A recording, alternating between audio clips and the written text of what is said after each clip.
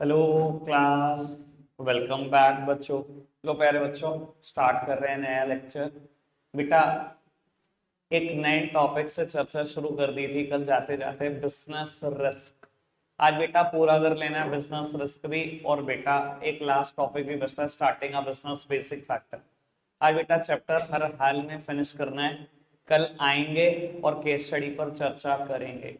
बेटा कल की टाइमिंग्स बिल्कुल सेम है, संडे को भी आप आ रहे हो। आपकी मंडे रक्षाबंधन की छुट्टी है और ट्यूसडे का इस बार ऑफ रहेगा। ठीक है, कल आप आ रहे हो। बिजनेस में मैं केस स्टडीज कराऊंगा शुरू। और बेटा इको में न्यूमेरिकल्स शुरू हो जाएंगे। आज इको का भी चैप्टर खत्म हो जाएगा फर्स्ट रिवीजन में। और अकाउंट्स में मैं जो अकाउंटिंग प्रिंसिपल करा रहा हूँ वही कंटिन्यू रहेगी। बेटा बिजनेस रिस्क क्या था, फटाफट से स्टार्ट करते हैं। Business risk refers to the possibility of inadequate profit और even losses due to uncertainty and unexpected event. Business risk क्या था बेटा, उस सिचुएशन को बिजनेस रिस्क बोलते हैं जिसमें इनएडिक्वेट प्रॉफिट हो जाए। इनएडिक्वेट प्रॉफिट मतलब इनसफिशिएंट प्रॉफिट। कल मैं आपको एग्जांपल दे रहा था बेटा, mayor losses is not a business risk. अगर मैंने धंधे में 1 करोड़ लगाया और बेटा रिटर्न आई 1,000 रुपए, it is also business risk, क्योंकि ये इनएडिक्वेट प्रॉफिट है। ये सफिशिएंट प्रॉफिट नहीं है कि बेटा मुझे कुछ अच्छा खासा हेल्दी रकम कमाने को मिल गई है। भाई 8 9 10% रिटर्न सब उम्मीद करते हैं। अगर आप करोड़ रुपए लगा रहे हो, 8 लाख 9 लाख 10 लाख कमाना चाहिए था। अगर 1,000 कमाया है तो वो इनएडिक्वेट ही है। तो बाबू बिजनेस रिस्क क्या है, या तो इनएडिक्वेट प्रॉफिट या लॉस हो जाए। वजह क्या है बेटा, या तो अनसर्टेनिटी या अनएक्सपेक्टेड इवेंट। बाबू मैंने दो कॉजेस भी पढ़ लिए थे, नेचुरल कॉजेस और ह्यूमन कॉजेस। नेचुरल कॉजेस क्या थे, act of god, natural calamities, flood, drought, earthquake, ये सब एग्जाम्पल थे नेचुरल कॉजेस के। बेटा उसके बाद हमने ह्यूमन कॉजेस भी पढ़ लिए थे। डिसऑनेस्टी, अगर बेटा ह्यूमन कॉजेस में कल मैंने 3 बात पढ़ाई थी, केयरलेस और नेग्लिजेंस बिहेवियर ऑफ एम्प्लॉय, याद आया होगा, स्ट्राइक्स और बेटा डिसऑनेस्टी। अब बेटा बात को आगे बढ़ा रहे हैं, दो कॉजेस और बचते हैं बिजनेस रिस्क के। पहले फटाफट से इनको पूरा करते हैं, सब सामने देखना बेटा।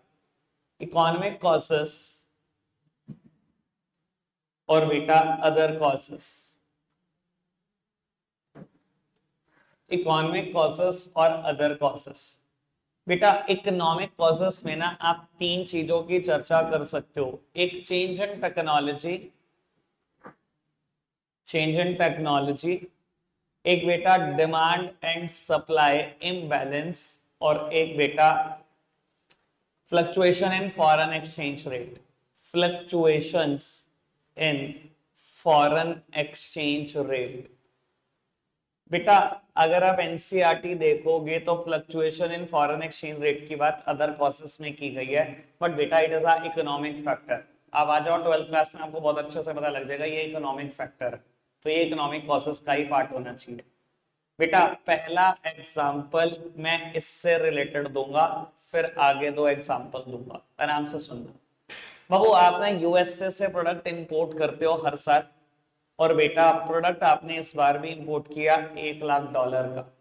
बेटा आज $1 का दाम चल रहा है 80 रुपए। अगर आप आज पेमेंट करना चाहो तो कैसे करोगे, 80 लाख रुपए लोगे, एक बैंक के पास अप्रोच करोगे जो फॉरेन एक्सचेंज में डील करता है, उसे कहोगे ये पकड़ 80 लाख, मुझे $1,00,000 दे दे, और $1,00,000 पे कर दोगे यूएस से। यही एक तरीका पेमेंट करने का। बाबू सपोज करो कि आज आपने पेमेंट नहीं करी और आपने डिसाइड किया कि इसके साथ आपके बहुत सारे ठीक ठाक रिलेशंस हैं, 10 साल से इंपोर्ट हो रहा है कुछ। आपने उसको बोला कि मैं तेरे को अभी पे नहीं कर पाऊंगा, 3 महीने में पे करता हूँ। उसने कहा कोई दिक्कत नहीं, आप 3 महीने में कर देते पे। बाबू 3 महीने के बाद आज आप बैंक जा रहे हो 80 लाख रुपए लेकर। आज $1 का रेट हो चुका है 84। बाबू आज आप 80 लाख रुपए लेकर जा रहे हो $1,00,000 लेने, मिल जाएंगे? नहीं, आज कितने देने पड़ेंगे बैंक को, 84 लाख। बाबू आज $1 की कीमत 84 रुपए है। अगर आप 84 लाख दोगे तो $1,00,000 मिलेंगे और तो पे कर पाओगे। अच्छा एक बात बताओ, आपको नहीं लगता कि सिर्फ 3 महीने आपने इंतजार करी, कुछ नहीं किया, और आपको 4 लाख रुपए का लॉस लग गया, क्या ये बिजनेस रिस्क है? भाई लॉसेस तो ऑलरेडी बिजनेस रिस्क है, ये तो बात ही नहीं करो। और ये लॉस अराइज हुआ ड्यू टू अनसर्टेनिटी, आपको नहीं पता था ना फ्यूचर में ऐसा हो जाएगा। समझ में आ रही है बेटा बात? ये एक इकोनॉमिक फैक्टर है और ज्यादातर इंपोर्टर के साथ ये लॉस होता रहता है। डॉलर रुक नहीं रहा और एक्चुअली में 84 के आसपास हो चुका है। कहां था भाई? On the eve of independence $1 में लगभग ₹2.5 थे इंडियन, ₹2.5 84 पे आते। चलो खैर लेट इट बी, आगे बढ़ाते हैं बात को। बाबू चेंज इन टेक्नोलॉजी और डिमांड एंड सप्लाई प्रेशर के बहुत सारे एग्जांपल हैं, 2-3 पे चर्चा कर लेते हैं फटाफट से। बाबू आप एक मोबाइल फोन की शॉप चलाते हो और आपकी दुकान पे आज कीपैड फोन पड़े हुए हैं बहुत सारे, क्योंकि मान लो मार्केट अभी कीपैड फोन की ही चल रही थी। आपने भर भर के हजारों फोन स्टॉक में रखे हुए हैं, कोई 3500 का खरीदा, कोई 3200 का खरीदा, कोई 3000 का खरीदा। अचानक से बेटा मार्केट में स्मार्टफोन लॉन्च हो जाते हैं, एक बिल्कुल ब्रांड न्यू टेक्नोलॉजी मार्केट में आ जाती है बेटा, स्मार्टफोन। क्या होगा बाबू? स्मार्टफोन ही 8-9 हजार से शुरू होने लग गए। कीपैड कीपैड फोन, वो भी ब्लैक एंड व्हाइट, कौन खरीदने लगा उससे 3000 2,500 का? कोई भी नहीं खरीदने लगा। बाबू क्या होगा? पड़े पड़े इन चीजों के दाम टूटने शुरू हो गए। क्या ये लॉसेस हैं? बिल्कुल लॉसेस हैं ड्यू टू अनसर्टेनिटी। दिक्कत क्या हुई बाबू? चेंज इन टेक्नोलॉजी, टेक्नोलॉजी बदल गई जिसकी वजह से डिमांड सप्लाई इम्बैलेंस क्रिएट हो गया। अब बाबू डिमांड नहीं है आपके प्रोडक्ट की और सप्लाई आपके पास बहुत सारी है, प्राइस और टूटेगा ही टूटेगा। सेम वे मैं बता रहा हूं, वन फाइन डे ऐसा जरूर होगा। आज भी जो कंपनियां लगी पड़ी है ना बेटा पेट्रोल डीजल व्हीकल बनाने में, एक दिन ईवी में बड़ा वास्ट चेंज आने दो। देखो टू व्हीलर तो कामयाब हो गए, कोई एक आदमी भी नहीं कह सकता कि टू व्हीलर कामयाब नहीं है। जिन्होंने ठीक ब्रांड का व्हीकल चला दिया वो कहेगा टू व्हीलर कामयाब है ईवी में। अभी फोर व्हीलर आप कह सकते हो कामयाब नहीं है। एक ढंग का एक फोर व्हीलर लॉन्च हो जाए, आप देख लेना कंपनियां कितने करोड़ों का लॉस भुगतेंगी।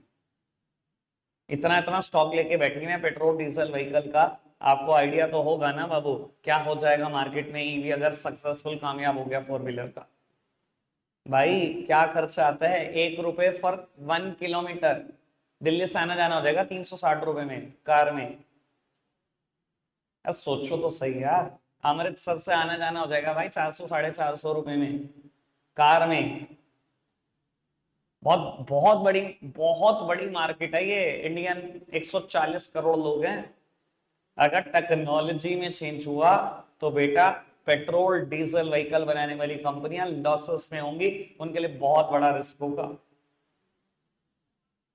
ठीक है ना जी? टेक्नोलॉजी बदलती है, लॉसेस होते हैं। आइडिया है, एक और एग्जांपल दे देता हूं बेटा। किसी टाइम पर ना इंडियन मार्केट में चलते थे BS2 इंजन।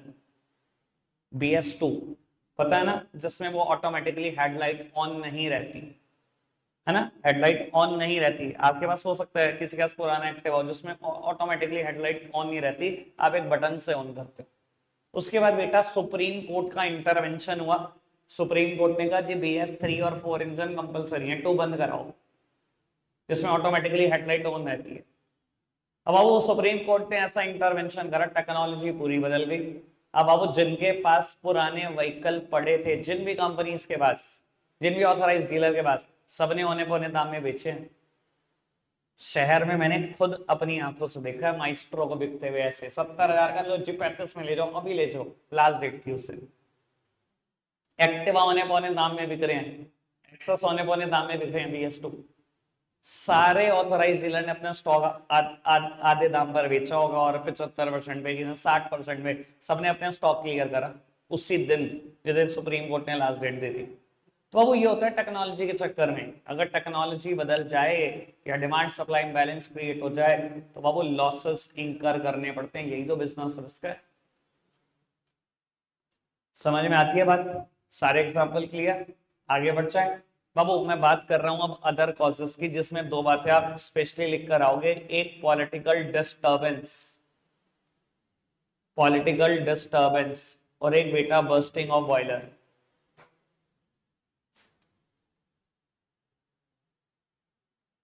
बाबू पॉलिटिकल डिस्टर्बेंस क्या चीज है?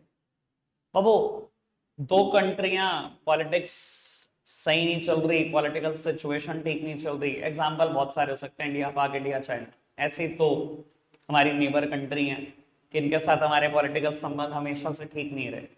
बाबू इंडिया चाइना गलवान घाटी, शायद सबको याद होगा बेटा, दोनों आर्मी आमने सामने हो गई थी, है ना। बाबू पॉलिटिकल डिस्टर्बेंस मान लो ऐसी कुछ स्टार्ट हो गई, और बेटा चाइना और इंडिया ने डिसाइड करा, क्योंकि हर कोई बेटा अपनी आर्मी को प्रोटेक्टेड फील कराना चाहते हैं अपने बॉर्डर को। बाबू इन्होंने क्या करा, कह रहे व्यापार व्यापार सब बंद, कोई इंपोर्ट कोई एक्सपोर्ट नहीं चाइना से। जब तक पॉलिटिकल संबंध ठीक नहीं हो जाते तब तक सब कुछ बंद, और बेटा दोनों बॉर्डर बंद हो गए। बाबू बॉर्डर बंद हो गए, आपको क्या लगता है आपको कोई लॉस नहीं होगा? मैं कहता हूँ सहारनपुर की सिर्फ 2-4 मार्केटों के बारे में सोच लो। एक सिटी प्लाजा मार्केट है राजंस डोसा वालों के सामने, बेटा मोबाइल एसेसरी की पूरी मार्केट है। मैं कह रहा हूँ जितना भी माल पड़ा है 99% माल चाइना से आता है। 99% you are dependent upon China. Sir अगर 15 दिन भी ये बॉर्डर ना खुले ना, तो दुकान पे स्टॉक खाली हो जाएगा और अगला स्टॉक आएगा नहीं। You are running in losses. तो बाबू पॉलिटिकल डिस्टरबेंस की वजह से भी लॉसेस हो सकते हैं, यही बिजनेस रिस्क है। क्या ये कोई कारण ह्यूमन कॉज है? क्या ये कोई इकोनॉमिक कॉज है? ना ये नेचुरल कॉज है। तो बाबू कोई और ऑप्शन ही नहीं है, ये अदर कॉजेस ही है। Same way bursting of boiler, बेटा आप एक ऑर्गेनाइजेशन हो टाटा स्टील, आयरन और खरीदते हो और बेटा स्टील बनाते हो। भाई आयरन और जो आता है बिल्कुल रॉ फॉर्म है, मिट्टियां भी लगी हुई हैं, तो बाबू आप ह्यूज डिग्री पर बॉईल करते हो बॉयलर में। सर लोहे को गलाना, आप समझ सकते हो कितना टेम्परेचर रिक्वायर्ड होता होगा। 3-3 हजार डिग्री सेल्सियस टेम्परेचर रिक्वायर्ड है। जब वो गल जाता है तब आप उससे प्योरेस्ट फॉर्म बनाते हो स्टील की। ठीक है, ये करते हो आप आपकी ऑर्गेनाइजेशन। बाबू ये जो बॉयलर है आपने कस्टमाइज बनवाया हुआ है, 3,000 डिग्री सेल्सियस पर लोहा उबलता है, कितना आयरन और उबलता है, फिर स्टील बनता है। अचानक से ये बॉयलर बर्स्ट हो जाता है, फट गया बॉयलर। सर ये ना तो, अब देखो लॉसेस तो हैं ही आपको, बॉयलर का नुकसान जो हुआ वो हुआ, अब दोबारा ऑर्डर देकर बनेगा, कोई एक दिन में तो नहीं आ जाएगा ना। 10 दिन, 15 दिन, 20 दिन जो लगेंगे वो लगेंगे, प्रोडक्शन बंद, लॉसेस होंगे ऑर्गेनाइजेशन को। सर ना ये नेचुरल कॉज है, ना ये ह्यूमन कॉज है, ना ये इकोनॉमिक कॉज है, तो कवर करने के लिए मेरे पास एक ही जगह है, अदर कॉजेस। समझ में आती है बात? तो अब वो चारों तरीके के कॉजेस खत्म हो गए। अब बेटा हम एक टॉपिक स्टार्ट कर रहे हैं, बिजनेस रिस्क से रिलेट ही करता है, नेचर ऑफ बिजनेस रिस्क। पहले दिन एक बात बता चुका हूं मैं, नेचर, फीचर, कैरेक्टरिस्टिक तीनों एक जैसी बात होती है। बाबू nature of business risk 4 heading का जिक्र करता है। सबसे पहली हेडिंग है risk is the essential part of every business. बाबू मुझे बताने की जरूरत नहीं है, रिस्क हर बिजनेस का पार्ट है। हमेशा ध्यान रख लेना, रिस्क को मिनिमाइज किया जा सकता है, but risk can not be completely eliminated. Risk can be minimised, खत्म कोई नहीं कर पाया, दुनिया में पैदा नहीं हुआ कोई इंसान जो खत्म कर पाए रिस्क को। देखो आपको चोरी का डर है, आपने वॉचमैन बिठा लिया, आपको आग लगने का डर है, आपने फायर इंश्योरेंस ले लिया, आपको पानी से नुकसान होने का डर है, आपने मरीन इंश्योरेंस ले लिया। लेकिन बेटा कोई एक और वजह भी तो हो सकती है जिसके लिए कोई प्रोटेक्शन बना ही नहीं। मैं कहता हूं लैंडर ही टूट के गिर गया तो क्या कर लोगे?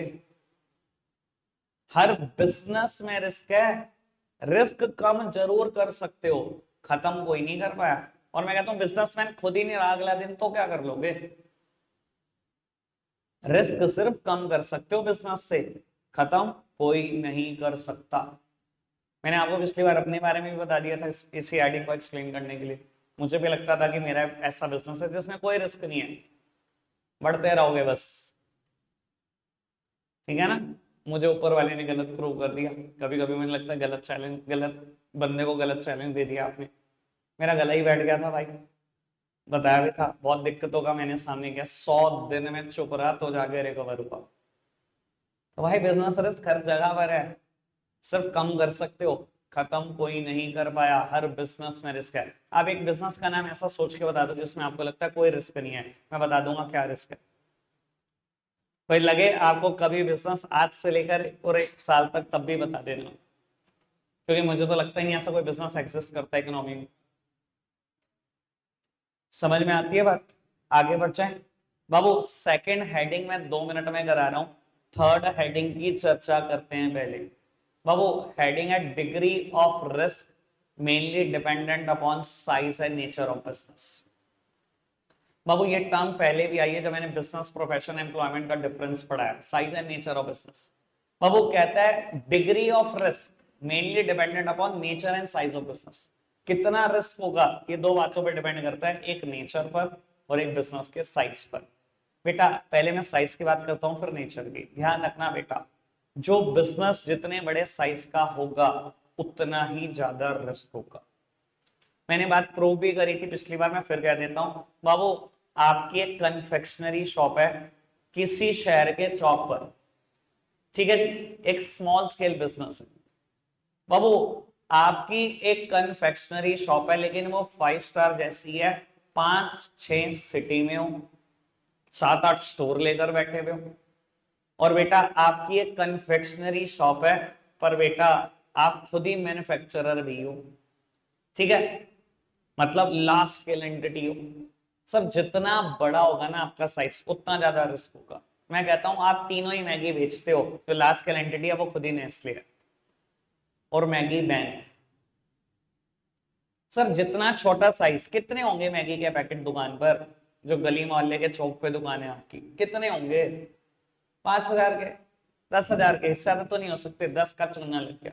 आप 5 स्टार हो, 7-8 स्टोर लेकर बैठे हो, हर एक में 10-10 हजार का रखा हुआ है, 80,000 का चूना लग गया। आप नेस्ले हो, 10-20 हजार करोड़ का चूना लग गया रातों रात। सर जितना बड़ा बिजनेस का साइज उतना ही ज्यादा रिस्क।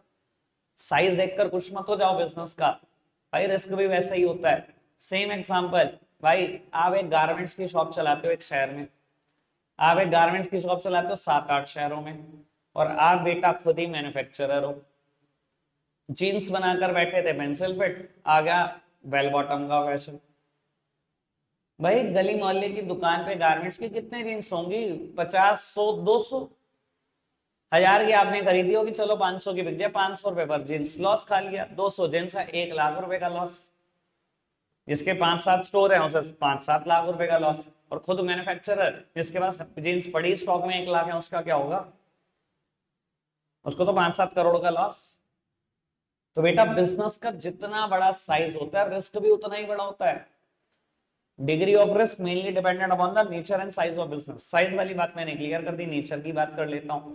बेटा नेचर की बात यह है, मैंने पिछली बार भी बताया था, ये कमरा है लैपटॉप से भरा हुआ है। सर इस कमरे में लैपटॉप कई करोड़ के आएंगे, एक छोटा सा स्क्वायर बॉक्स साइड में लगा दूं तो 50,000 का लैपटॉप है, लाख का भी है, 2 लाख का भी है। मैकबुक 2-2 लाख रुपए की है। अब आप समझ कर सोच लो इस कमरे में कितने हो सकते हैं लैपटॉप।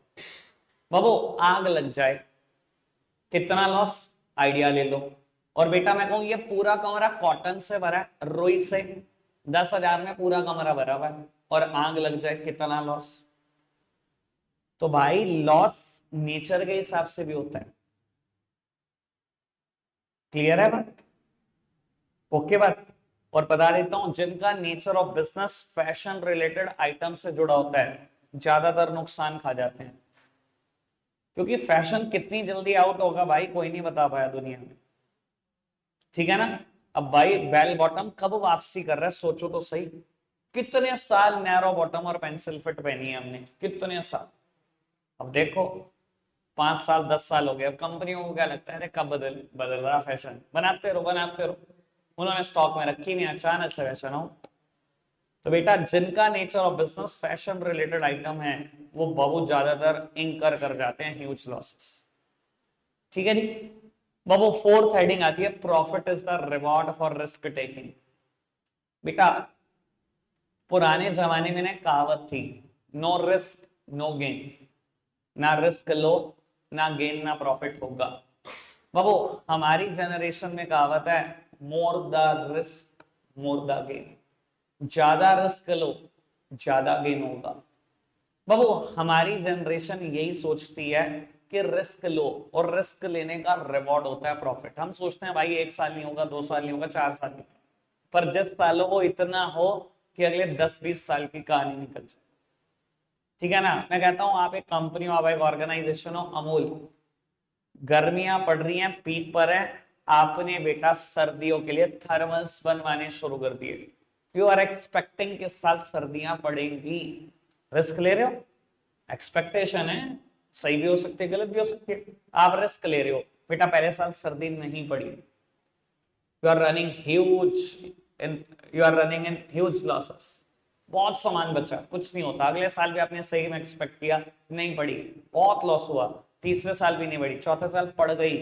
पिछले 3 सालों में जो सामान बचाया था और इस बार जो बनाया सब बिक गया। Sir more the risk more the gain, profit is the reward for risk taking. जो इंसान रिस्क लेता है उसको इनाम में बेटा प्रॉफिट मिलता है।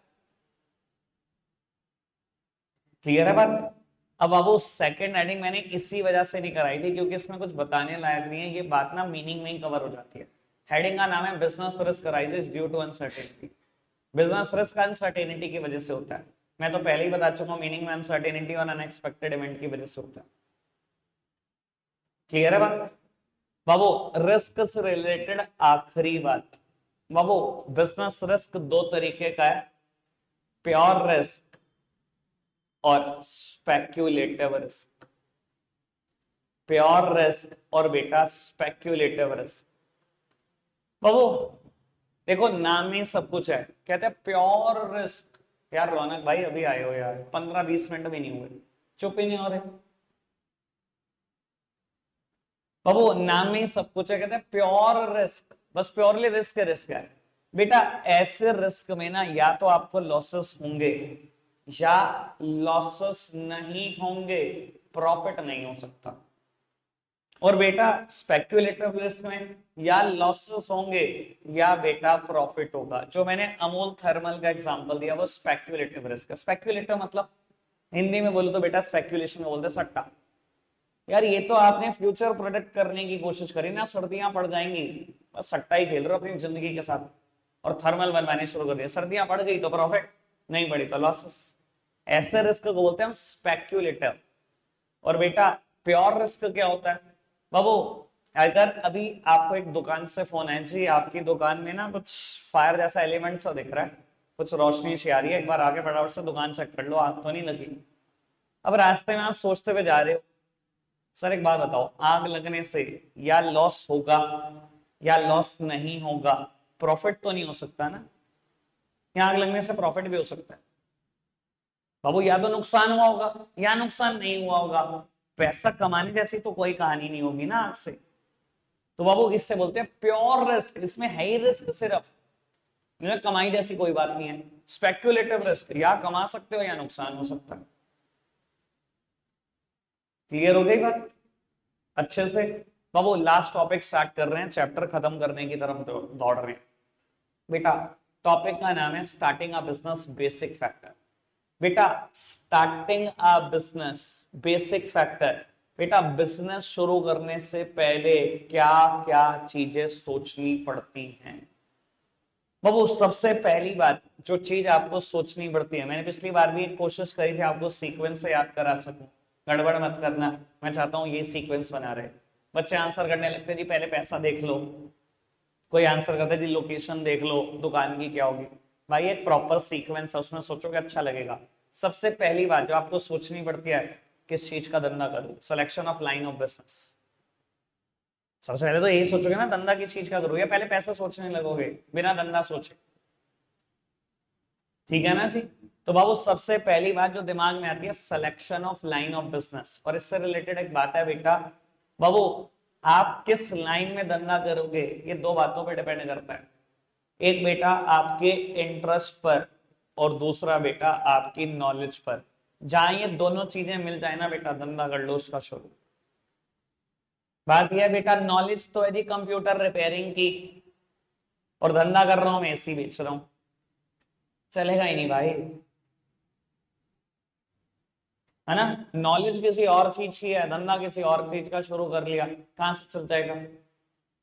और मैं कहूं जी मेरा इंटरेस्ट भी यही है और मुझे नॉलेज भी इसकी है, सर ये 100% मुझे आउटपुट देगा।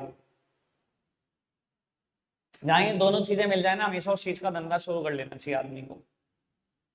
ठीक है जी। तो सबसे पहली चीज मैंने सोच लिया किस चीज का धंधा करूंगा, उसके बाद बेटा सोच लो साइज ऑफ द बिजनेस, भाई किस स्केल पे करना है, स्मॉल स्केल, मीडियम स्केल या लार्ज स्केल।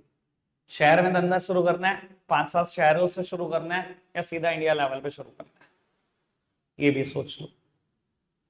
सोच लिया, उसके बाद choice of form of ownership, choice of form of ownership यानी कि चैप्टर नंबर 2। बाबू ये भी सोच लो सोल प्रोप्राइटरशिप में धंधा करना है, पार्टनरशिप में करना है, या कंपनी में। नॉर्मली अगर स्मॉल स्केल का धंधा है तो इंसान सोल प्रोप्राइटरशिप में करते हैं, मीडियम स्केल पे आपको पार्टनरशिप की तरफ मूव ऑन करना पड़ता है, और लार्ज स्केल पे आप कंपनी की तरफ ही चाहते हैं। ठीक है जी, 3 बातें हो गई। सोच लिया धंधा किस चीज का करना है, किस स्केल का करना है, और ऑनरशिप कैसी चाहिए। अकेले ऑनर चाहिए तो सोल राइटरशिप, अगर ऑनरशिप बढ़ जाए कोई दिक्कत नहीं तो पार्टनरशिप, और बेटा अगर बहुत बड़े स्केल पे करना है सर उसके लिए पैसों की बहुत जरूरत होती है और सिर्फ कंपनी रेस कर पाती है। लॉजिक बाद में दे देंगे, जिनको नहीं पता, जिनको पता उनको पता है कि कंपनी के पास पैसों की कोई कमी नहीं होती। ठीक है जी बाबू, उसके बाद नंबर आता है लोकेशन का। अब सोचो बेटा लोकेशन, अच्छा मैटर करती है कि नहीं बिजनेस में लोकेशन? नहीं करती मैटर। चलो एक काम करो, अपने घर में मोबाइल एक्सेसरी की दुकान खोल के बैठ जाओ, अगर आपको लगता है मैटर नहीं करती तो चलेगी भी नहीं। सर लोकेशन 100% केस में मैटर करती है। लोकेशन क्या होनी चाहिए बिजनेस की? बाबू हार्ट ऑफ द सिटी, जहां कस्टमर का फुटफॉल अच्छा हो वो होनी चाहिए, या near to the transportation area, ऐसा कुछ सोचो, है ना। मैंने near to the transportation area की बहुत बारी बात की है। बाबू आपके शहर में जितने बड़े बिजनेस की बात करोगे, जितनी अच्छी मार्केट की बात करोगे, वो near to the transportation area ही थी। वो जो ज्ञानपुर से लेकर बेटा कुमरानपुर तक की पूरी पट्टी यहीं पर थी सारी ट्रांसपोर्ट। और उसके बाद बेटा ट्रांसपोर्ट नगर बना और सरकार ने आपकी सारी प्लानिंग फेल कर दी। वरना सोच कर देख लो, जौगैनपुल से लेकर कुमरानपुल तक जितने आप होलसेल मंडी की बात करोगे सब इसी पट्टी के आसपास एस्टैब्लिश हुई है।